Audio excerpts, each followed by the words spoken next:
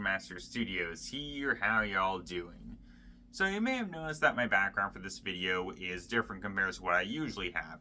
And that's because at the time of me making this video, I am currently in the process of redecorating my recording area. You can even see where I have some of my sets right along here.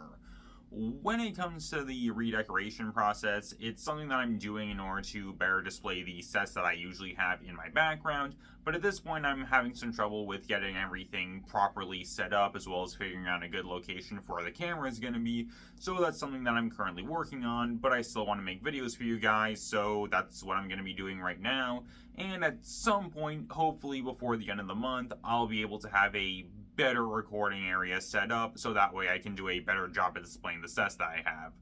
But with that out of the way, let's now actually get into the video. So when it comes to Ninjago, we have gotten a lot of different villains over the years. Some great, others not so much. However, one thing that you'll often see from Ninjago fans is the pretty commonly shared belief that Aspheera is one of, if not the worst villains in all of Ninjago, with a lot of fans really not liking Aspheera for one reason or another. And just like when it comes to a lot of things with Season 11, this is something that personally I disagree with.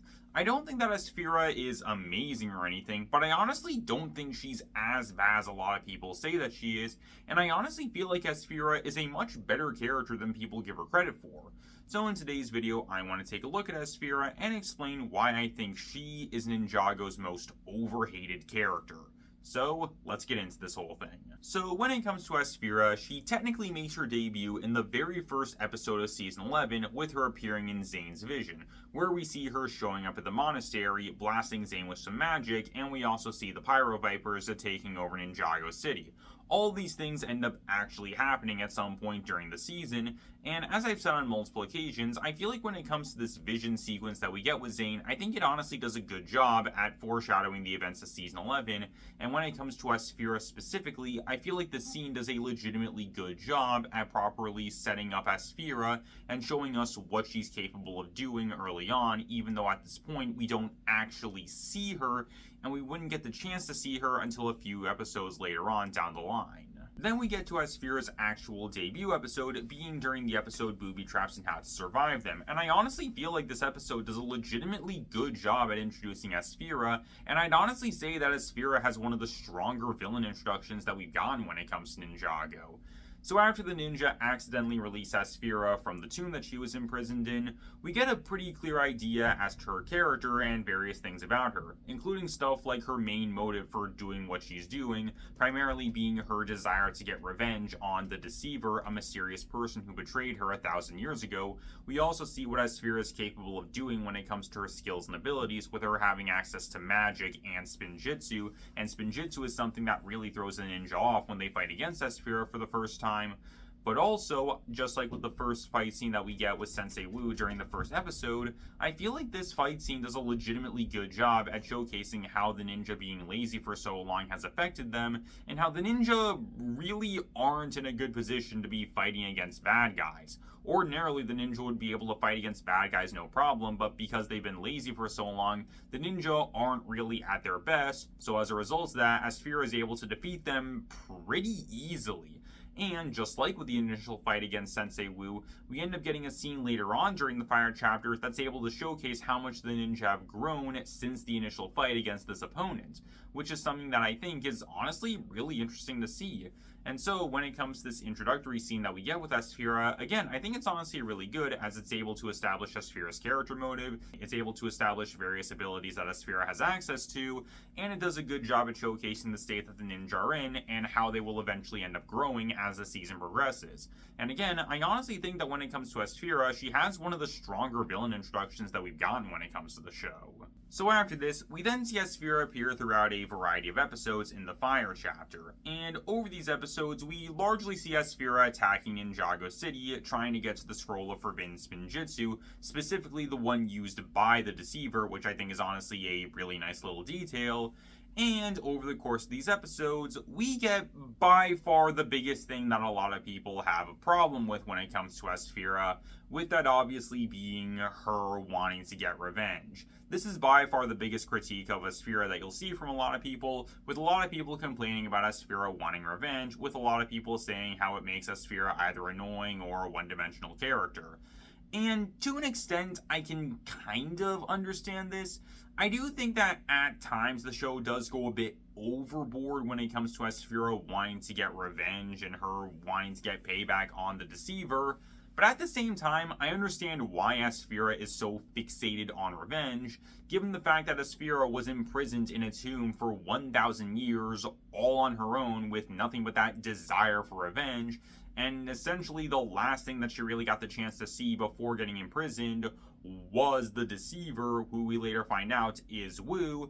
And so when it comes to Aspheera, revenge would essentially be on her mind for 1,000 years, and it would essentially be the only thing keeping her going, her desire to get revenge on the person who betrayed her. So I don't really blame Aspheera for being this fixated on revenge, because it's basically been the only thing on her mind on repeat for 1,000 years. She's basically gone crazy as a result of that desire that she's had for so long.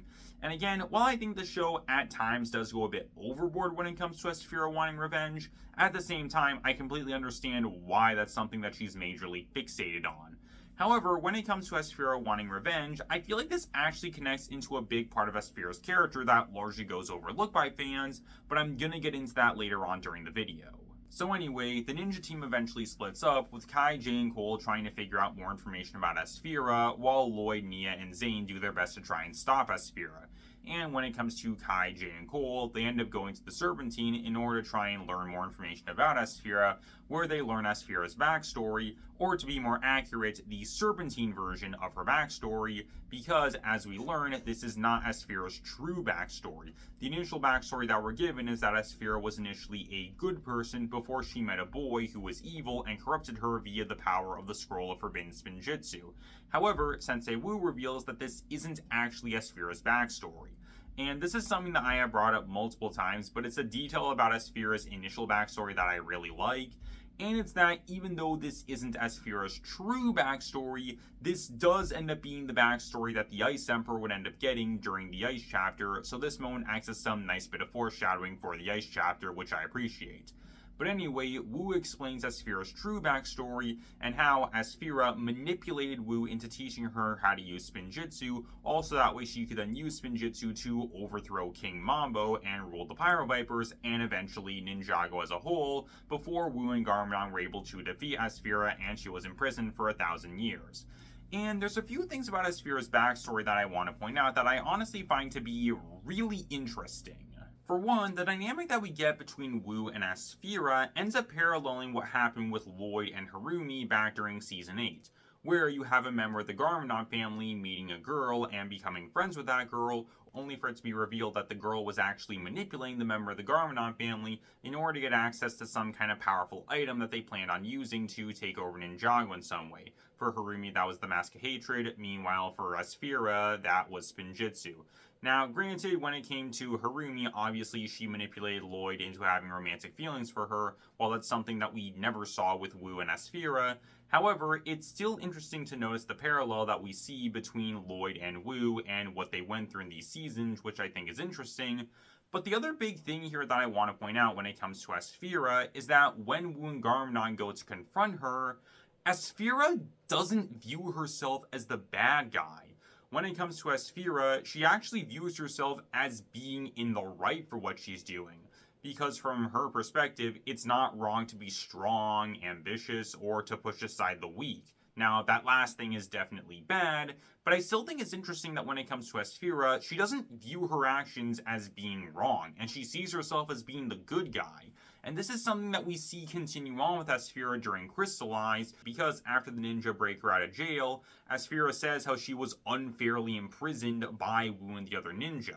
showing that when it comes to Aspheera, she doesn't view herself as being a bad person, even though she definitely is. And this is something that I feel also connects into that big thing with Aspheera's character, but again, I'm going to be getting back into that later on. But I still think it's interesting to see that when it comes to Aspheera, she doesn't view herself as being in the wrong, even though she definitely is. So anyway, Aspheera eventually makes her way to the monastery, and her and the Pyrovipers begin their assault on the monastery, and the ninja do what they can in order to fight back against her. That is until Lloyd and the other ninjas show up with the Scroll of Forbidden Spinjitzu, so now it's more of a fair fight. And we see Aspheera and the ninja fighting against each other, and even though Zane is able to freeze Aspheera in a block of ice, Aspheera ends up shooting out a blast of magic that ends up hitting Zane, thus banishing him to the Neverrealm.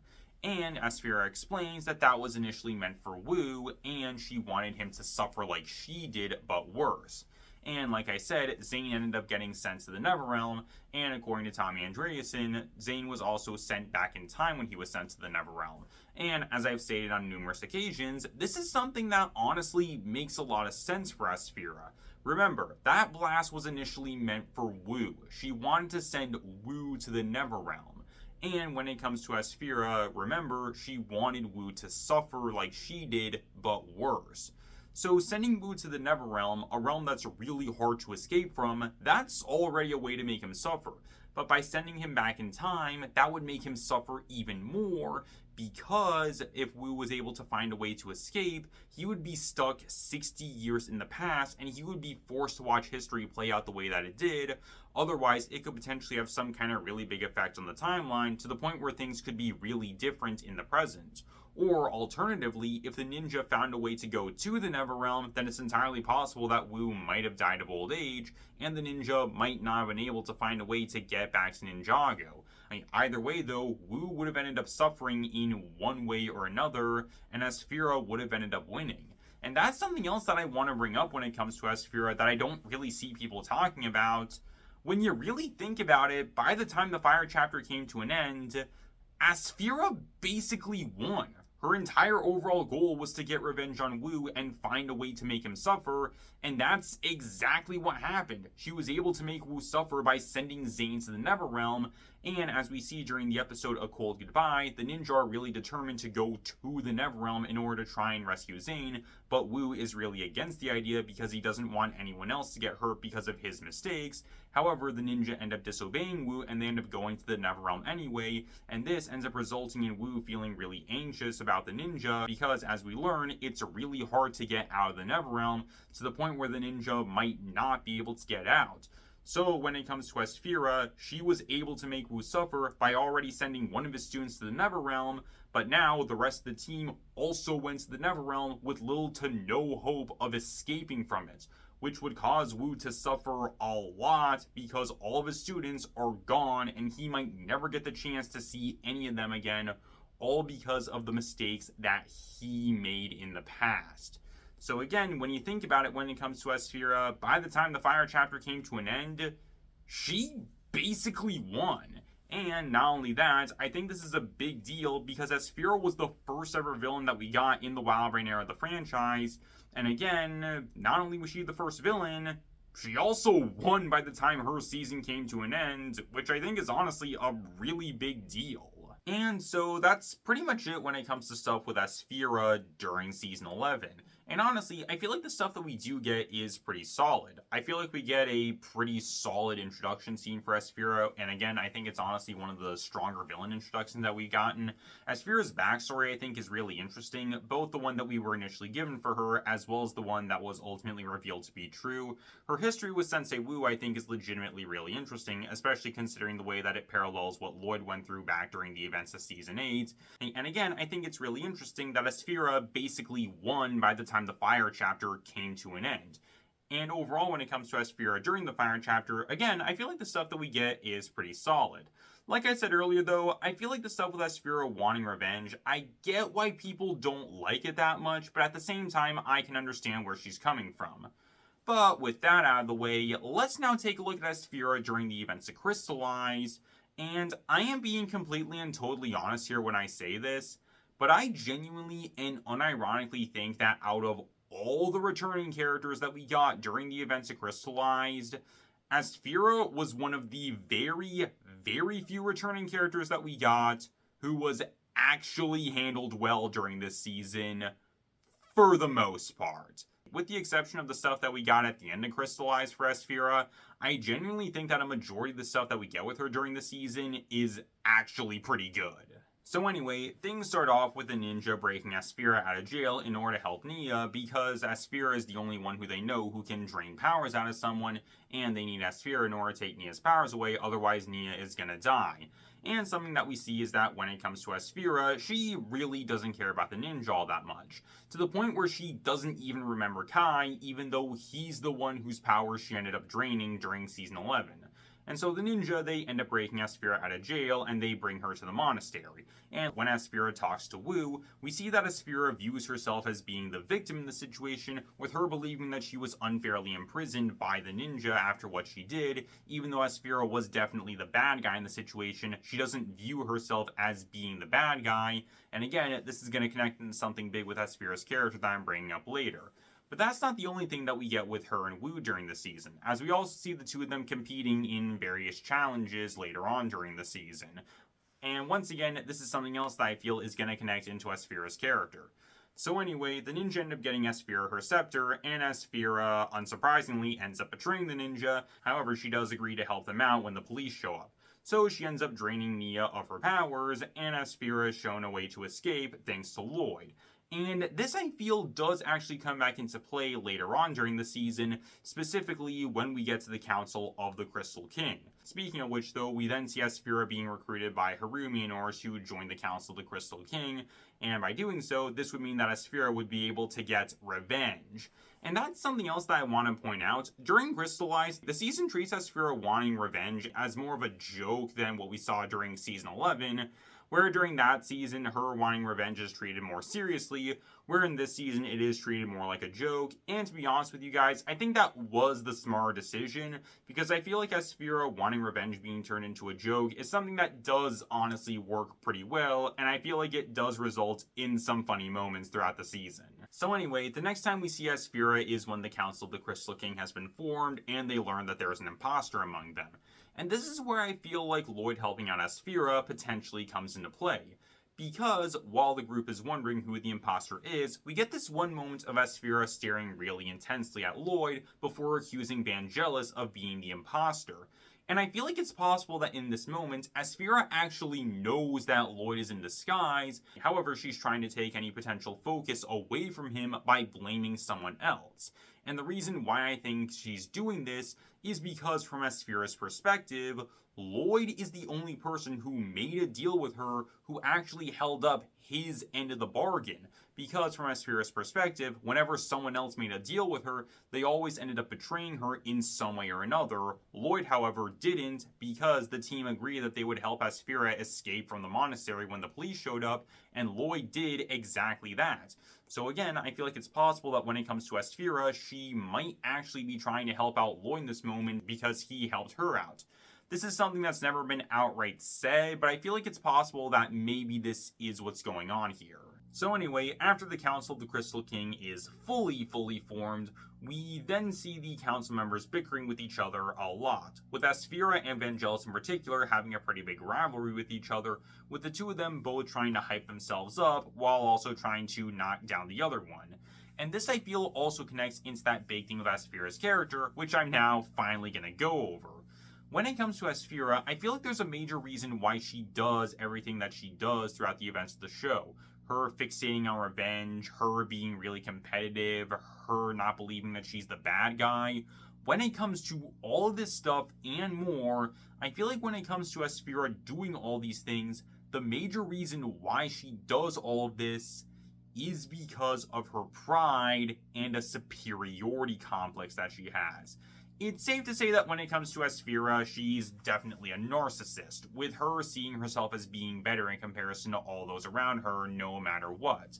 And I feel like a major reason why Aspheera is like this is because of a superiority complex that she has and a massive amount of pride that she has. I feel like it's possible that when it comes to Aspheera, she genuinely sees herself as being better in comparison to all those around her, so she believes that she needs to show that to everyone in order to reinforce the idea that she is better in comparison to all those around her, even if that isn't the case. And I feel like I even know when the superiority complex may have started, and that was back when Aspheera first learned magic. Remember, Aspheera is a sorceress, and as we learned during the episode Never Trust a Human, Aspheera was just starting out with learning how to use magic. And I feel like it's possible that after Aspheera first started to use magic, that is when Aspheera gained the superiority complex. Because a majority of the other Serpentine, except for most likely her teacher and maybe a few other people, didn't know how to use magic. So with Aspheera being one of a very small amount of Serpentine who actually knew how to use magic, it's possible that that ultimately led to Aspheera feeling like she was better in comparison to all those around her, and she felt the need to show that to everyone no matter what. And this, I feel, is what ultimately leads into Aspheera doing everything that she's doing, especially her desire to get revenge on people, because when it comes to Aspheera, she believes that she is so much better in comparison to all those around her that she can't handle the idea of someone being better than her or someone besting her in some way or another. And so when that does happen, the only thing that she's fixated on is trying to find a way to bring that person down in some way or another. Also, that way then she can reinsert herself as being the best one around. Even if someone else is still better, she's still going to do what she can to try and prove that to someone, and she's going to knock down anyone else who tries to stand up to her, and she's going to be fixated on revenge and doing whatever she can to try and remain as better than everyone else, all because she genuinely believes that this is the case, even though it's not actually true. And so, after this, primarily after episode 18, the last major episode to feature the Council, we don't really get that much from Aspheera. We see her making a few more appearances throughout the events of Crystallized, but never really in a major role. We see her fighting against Kai, where she ultimately loses and Kai gets the Sword of Fire back. And then she's defeated at the end of the season with Zane freezing her in a block of ice, which is literally just how she was defeated back during Season 11, but this one is a lot less cool than during Season 11. And so that's pretty much it, with Aspheera then getting taken to Cryptarium Prison off-screen, something that's literally never hinted at once, although according to Tommy Andreasen, that is what happened to the Council members. So, yeah, kind of an unsatisfying way to end things for the season, although Crystallized in general felt pretty unsatisfying. And so that's basically where things end when it comes to Aspheera. And overall, when it comes to Aspheera during Crystallized, I honestly like the way that she was handled for the most part.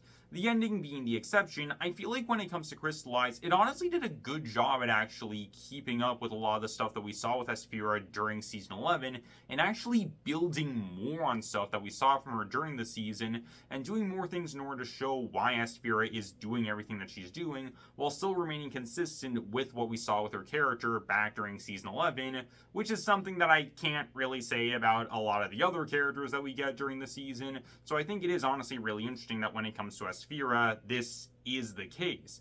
And when it comes to Aspheera and Crystallized, to be completely honest with you guys, I actually think she's handled better in this season in comparison to Season 11, primarily because of what Crystallized actually ends up doing with her. And even though I feel like Crystallized, by and large, isn't very good overall, I think that when it comes to the season's handling of Aspheera, again, I think it's actually pretty good, all things considered, again, the ending being the only exception.